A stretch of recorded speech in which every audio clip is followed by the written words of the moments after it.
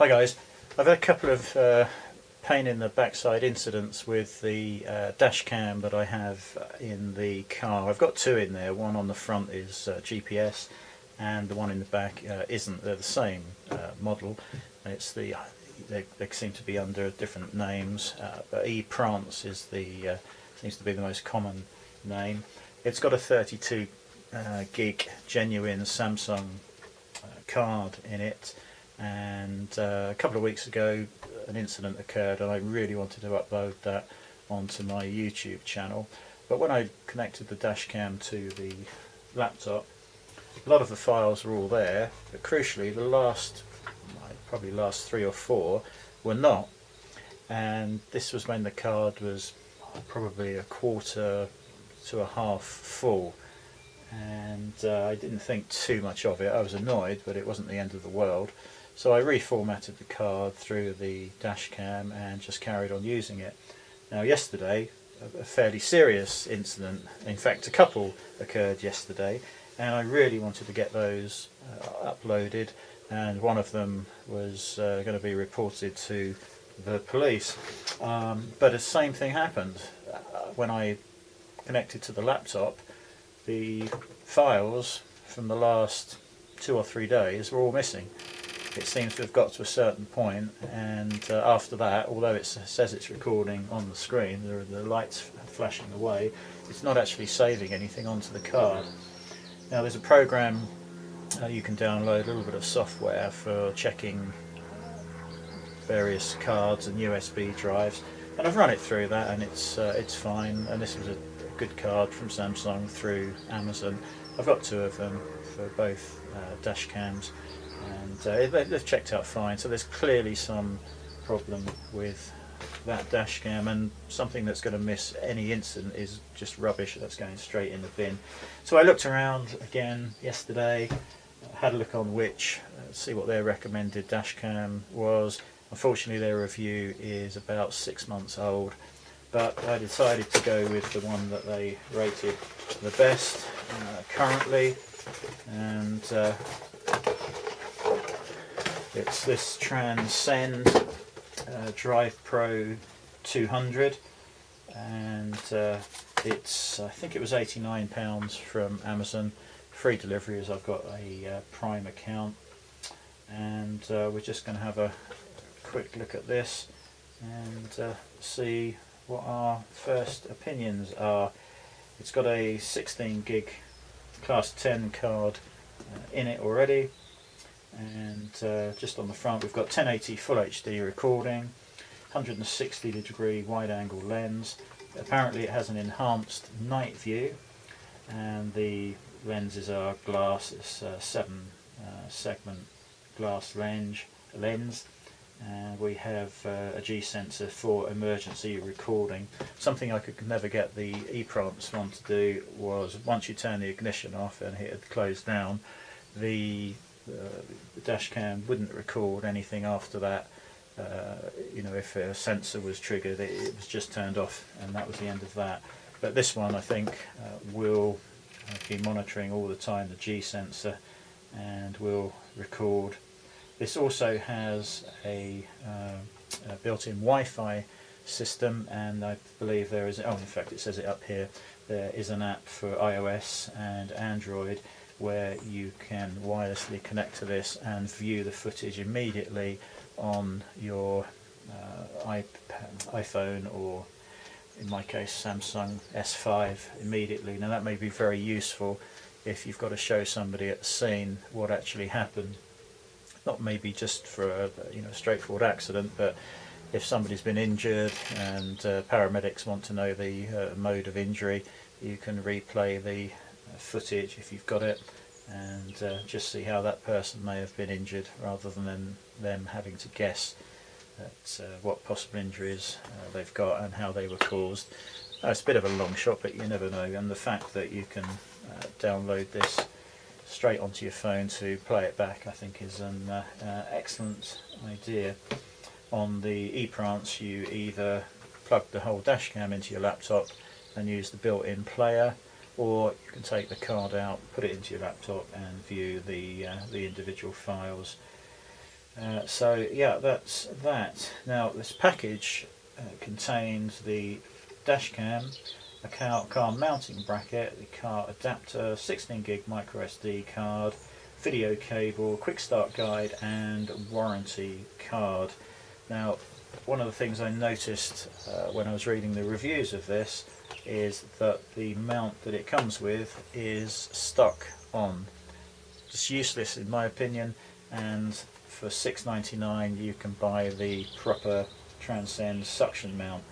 I can't see anybody wanting to stick something onto their windscreen or wherever this is going to go, so bought that at the same time, but really think it should be included as standard with the dash cam.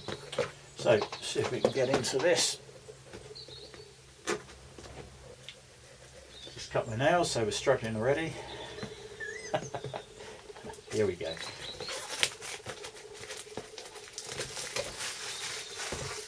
Shut that down there.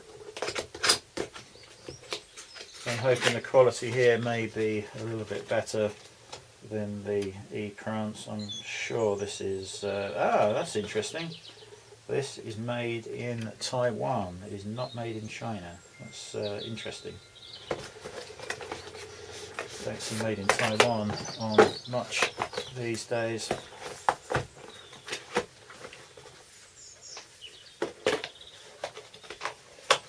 Okay.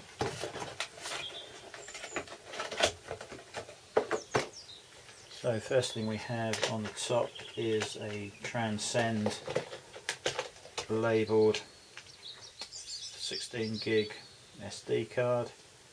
So that's that.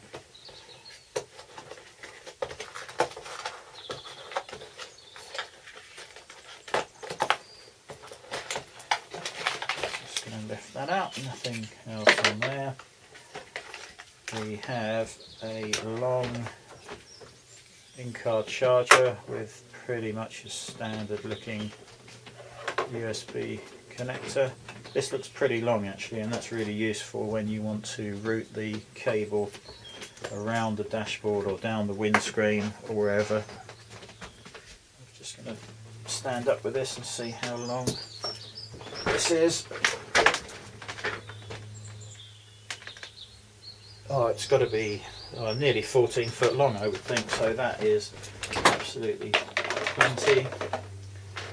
We have very basic cable to connect to a TV or something. In fact, that's ridiculous.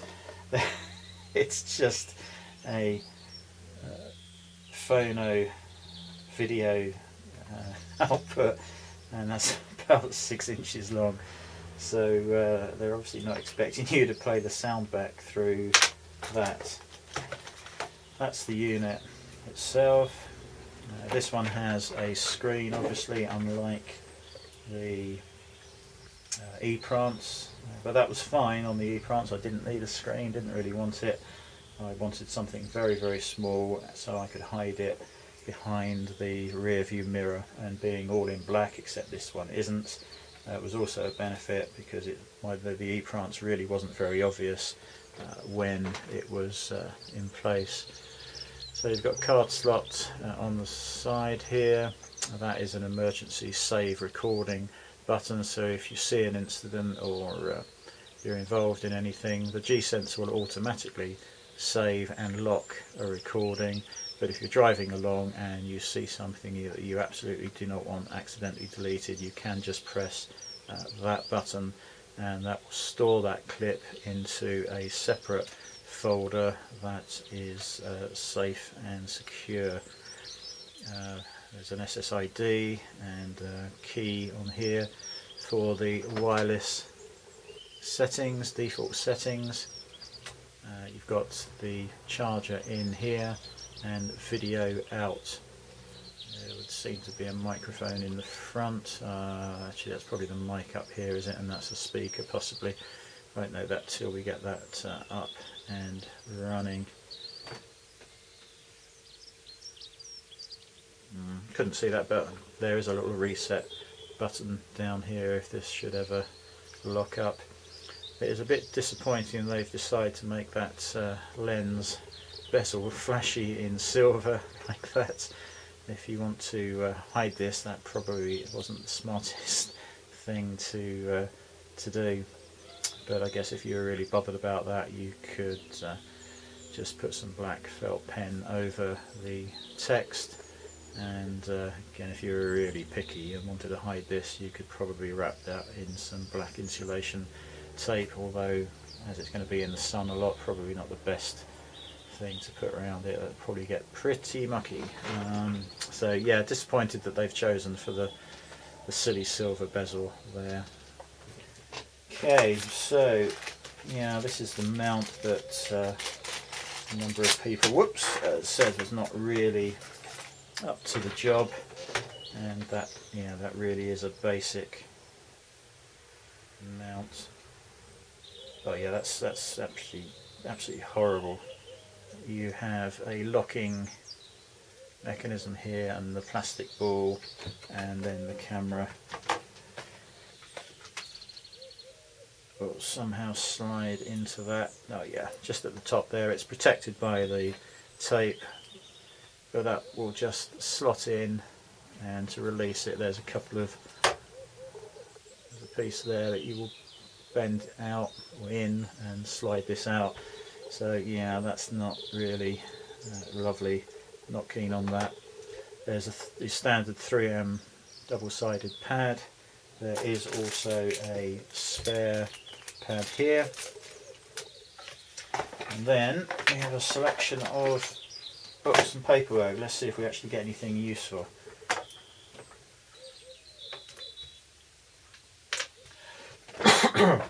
So we have the Quick Start Guide, DrivePro 2000, got to be in 50 different languages, printed in Taiwan. Let's just have a look. So the English Quick Start Guide is on page 2. And actually we've got some fairly detailed images and a description of all of the parts that it's supplied with, inserting the SD card, mounting the Pro, connecting to the power, setting the date and time, and colour photos. Actually not bad at all. Yeah, you've got QR codes for downloading the from the App Store or Google Play for the software. How to use it, how to transfer files, and that is it. But that's really all you need to know.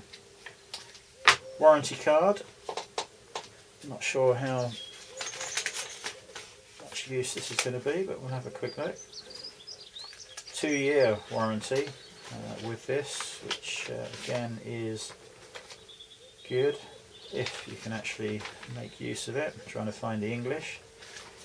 Yeah, 2-year limited warranty, covered by a 2-year warranty, blah blah blah blah blah. Transcend warranty policy, and there is a web address to visit. And to expedite the warranty service, please access blah blah blah blah blah and register your device within 30 days of purchase. So might as well do that. Okay, Apple Solutions, Transcend. What have we got here? Oh, these are some other products. So yeah, I'm not interested in those. External hard drives and solid state drives, USB flash drives, and this one. Now this is warning, and on some cars the lighter socket continues to provide power after the engine is switched off. If this happens, unplug the DrivePro when the engine is off or idling to reduce unnecessary power consumption and prevent any unexpected problems, i.e. don't leave this on for the week, because when you come back to the car the battery will be flat. This is incredibly light, and I'm going to take this off. I wonder if there's any charge in it at all, so we can have a quick look. Well, obviously we do not want to lose that, so I am going to stick that on the front of the warranty card book, but it's pretty straightforward. It's just DrivePro for the SSID, and the key is 1 2 3 4 5 6 7 8. Let's standby button is here. Looks like it is completely flat, or it's not going to work without being plugged in. So yeah, I think the next part of this review will be with some in-car footage. Collector's power. Yeah, I'm not even sure that this has a battery built into it, because I would have thought there would be some residual power left in that. Now there's no hard switch as such, so yeah, it looks like it's got to be connected to the car. It's not going to start up. So yeah, just a quick look at this Transcend DrivePro 200. I'm hoping this is going to be glitch free. Certainly there's no point in having a dash cam if it's going to miss the one key event that you need it to have been recording. Just going to take off the plastic from the top, because that's where the, if I can work out how to get this plastic off. It's wrapped all the way around. Yeah, that's one bit. So it's well protected when it's sent out. Obviously remove all of this before you start using it, because this will get nasty in the sunlight. So there's a closer look of the mounting point, and yeah, you literally, it's the other way around, pop that in there, slide it across, and that's in. Actually it's pretty solidly in as well, and to remove it you've just got to push that in and slide and out. So yeah, probably being a bit unfair, I don't know how long that's going to last, but it's not too bad. But I think we will have a look at the suction mount, and I think that's probably a better option. If you do get the positioning of it wrong, you're kind of stuffed if you've mispositioned one of the sticky mounts. I know there's two, and then you're left with getting it off the windscreen as well at some point. So we'll have a quick look at this. The packaging of all this is very nice, I have to say.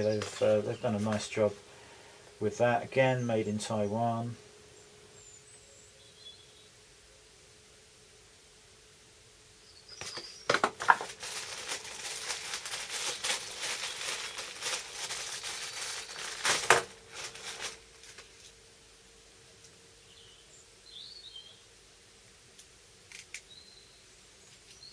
This time there is a little swivel here and a little thumb wheel here to lock it in place. There is a metal thread running through that into a captive nut, so that shouldn't break too easily. But they've got this same not very nice mechanism going on here. We'll just slide that into place. Again, it's in pretty sturdily. It's going to be quite a range of adjustment here for you, and I think it will probably be fine. So I'm going to try and fit it behind the rear view mirror. Just bear in mind that you may need to get to the red button. So leave space for that. It is a major disappointment that is in this chrome finish. And to remove that, it's just a matter of squeezing it and sliding across again. In my case, I usually leave this mounted permanently, so this mount shouldn't really be any particular concern. So yeah, okay, we're going to mount this in the car and probably take some footage with it, upload it. We'll get some daytime and nighttime footage, and hope that it's going to be more reliable than the e-prance. I'll be very interested